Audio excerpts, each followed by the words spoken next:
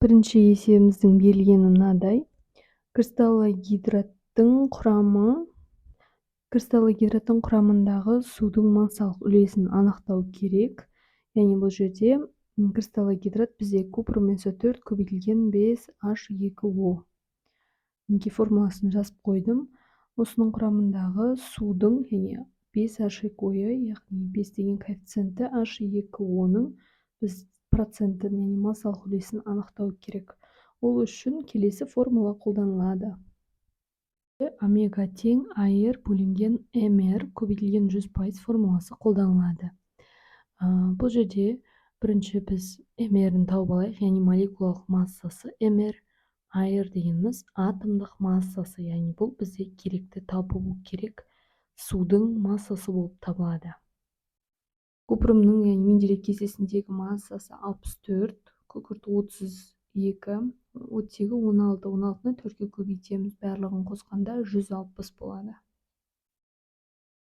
Мына жерде сутек 1, 1-ді 2-ге көбейтеміз, 2, қосамыз 16-ға, сол кезде шыққан санды көбейтеміз 5-ке, яғни 90 болады.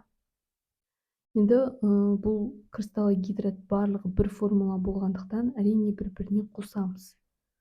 Ортасында көбейту болғанымен бұл жерде молекулалық массалар қосылады.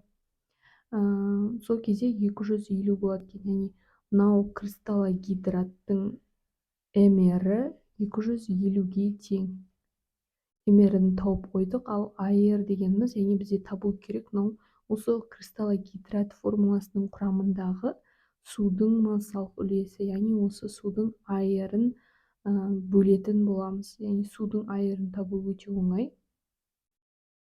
Біз яғни тауып қойған сан 90-ға тең болады екен. Осы бір мәнді алатын боламыз. Яғни тек қана судың өзі емес, 5 коэффициентімен қоса аламыз. Өйткені бұл сумен бірге жазылып тұр. Сондықтан да 90 деген мәнді алатын боламыз. Сол кезде келесідей болады.